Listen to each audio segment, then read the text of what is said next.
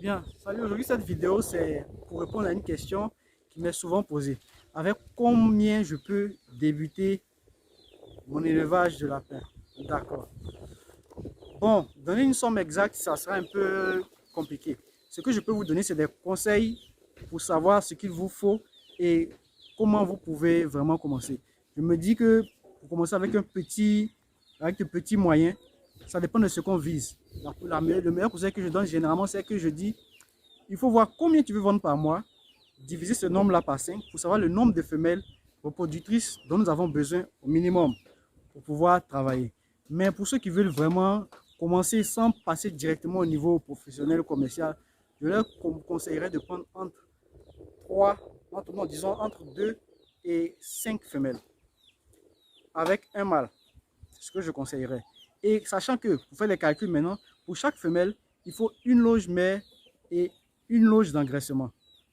Donc, si vous avez pris, disons, 4 femelles, il vous faut alors 8 loges. Une loge pour la mère et une loge pour la première vague de ses petits. Et la neuvième loge, c'est la loge du mâle. Donc, il faudra en tout 9 loges. Moi, je serais un peu plus ambitieux. Prendre une cage carrément avec 12 loges. Des cages en fer qu'on trouve un peu partout. Je connais des gens qui peuvent vous en fournir aussi, mais vous trouverez une cage de 12, avec une cage de 12 loges, au fait, vous êtes assez équipé pour commencer, débuter avec un petit cheptel et vous faire le contact pour aller jusqu'à, disons, jusqu'à arriver à un niveau assez respectable. Donc, disons, ça c'est pour les loges. Maintenant, un mâle et deux équipes de femelles. Généralement, c'est 4 femelles. Pourquoi je dis 4 femelles? Il faut faire des mises bas en groupe. C'est-à-dire il ne faut pas laisser une femelle mettre bas seule.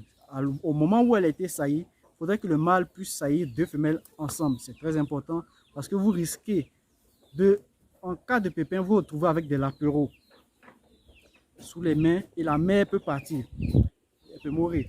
Donc, s'il n'y a pas une femelle qui a mis bas en ce moment-là, vous serez obligé de courir partout ici à droite pour essayer de faire adopter vos latéraux quelque part. Ou bien, et ce que je ne vous conseille pas, vous pouvez ramener des maladies à un de vos collègues ou bien prendre des maladies au retour des latéraux. Donc, c'est mieux qu'il y ait tout ça chez vous et faire une adoption, bien un allaitement assisté pour pouvoir aider les lapéros qui sont, disons, qui n'ont plus de mère.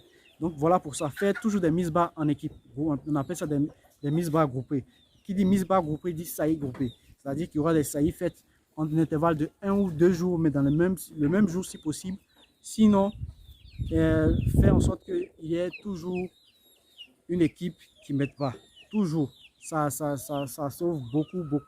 Ça épargne de beaucoup de calculs et de stress. Deuxièmement, pour la cage. Je conseillerais une cage en fer parce que dans le temps et dans la durée, ce sont les meilleures cages. Là, il y en a de tous les prix. Il y en a qui vont de la loge à 6 000, 7 000 jusqu'à la loge à 12 000. Ça dépend de ce sur qui vous tomberez et la qualité qui vous donnera en termes de cage. Il y a des cages en bois. Si vous êtes assez adroit du marteau et de la scie, vous pouvez en confectionner vous-même. Ça ne pose aucun problème.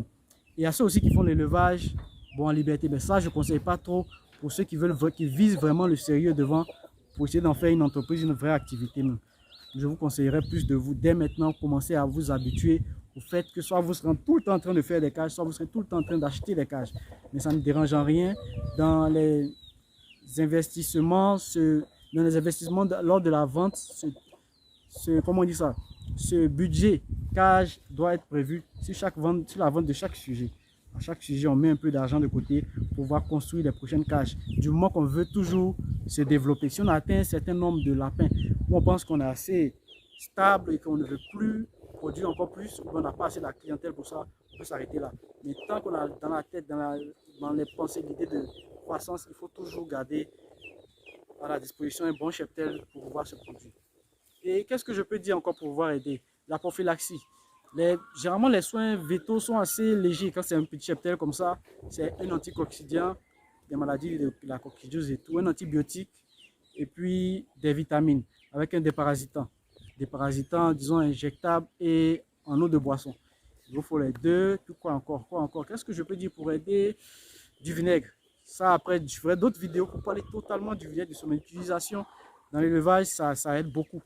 il vous faut de ça. Mais comme je me dis que là, une bonne cuisinière a généralement du vinaigre dans sa cuisine, donc ça on peut s'en passer. Il y a quoi encore qu'il faut savoir quand on se lance? L'endroit où vous allez déposer la cage.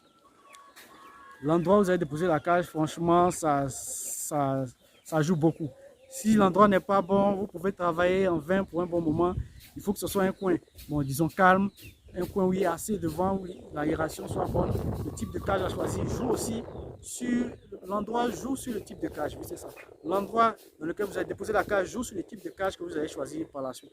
Parce que si vous êtes dans un endroit en plein air, vous pouvez choisir des cages où les déchets tombent directement par terre. Ou si vous êtes dans un endroit urbain, vraiment en ville, avec des carreaux et tout par terre, vous êtes généralement obligé de choisir des cages avec un tiroir dessous. Mais tout ça, c'est à discuter. Et ça aussi, ça joue beaucoup sur le prix des cages. Une cage avec tiroir et sans tiroir n'ont pas le même prix. C'est deux cages qui sont dans des catégories de prix différentes. Mais je conseille toujours les cages en fer parce qu'elles sont plus faciles à nettoyer, à désinfecter que les cages en bois. L'avantage des cages en bois aussi, c'est que bon, elles sont moins chères, beaucoup moins chères. Et les lapins aiment grignoter le bois. C'est un inconvénient, mais c'est aussi un avantage. Ça leur évite d'avoir les dents qui sont un peu trop longues parfois. Mais on peut pallier à ça dans une cage en fer en mettant des morceaux de bois assez corsés pour que les lapins puissent se faire les dents dessus afin qu'elles ne débordent pas de leur mâchoire. Mais pour certains cas, c'est vrai, c'est une maladie qui leur est destinée, qui leur est transmise par leurs parents depuis longtemps. Donc il faut prendre ça en compte aussi. Je crois que j'ai fait le tour. Oui, j'ai fait le tour. Et puis, commencez à vendre. Le but de votre activité, c'est de vendre. Lorsque vous avez acheté vos 3 ou 4 sujets, commencez à prendre des contacts à gauche, à droite de ceux qui ont des lapins, qui cherchent à vendre, pour essayer de vous mettre dans le moule, pour comprendre la mentalité que vous devez avoir lorsque vous faites ce business-là. Comment on doit vendre, comment on doit se ravitailler, à quel moment on doit faire une pause pour laisser reposer les femelles, à quel moment on doit les faire travailler de l'année et tout. C'est des calculs, c'est des choses qu'on prédéfinit dès le mois de janvier pour le mois de décembre. Toute l'année est déjà bouclée comme ça. Merci, je crois que c'est tout pour aujourd'hui. On se reverra pour une prochaine vidéo et une prochaine question. Si vous en avez, mettez-les dans les commentaires. Je me ferai un plaisir de vous répondre à chaque fois. Allez, bonne soirée.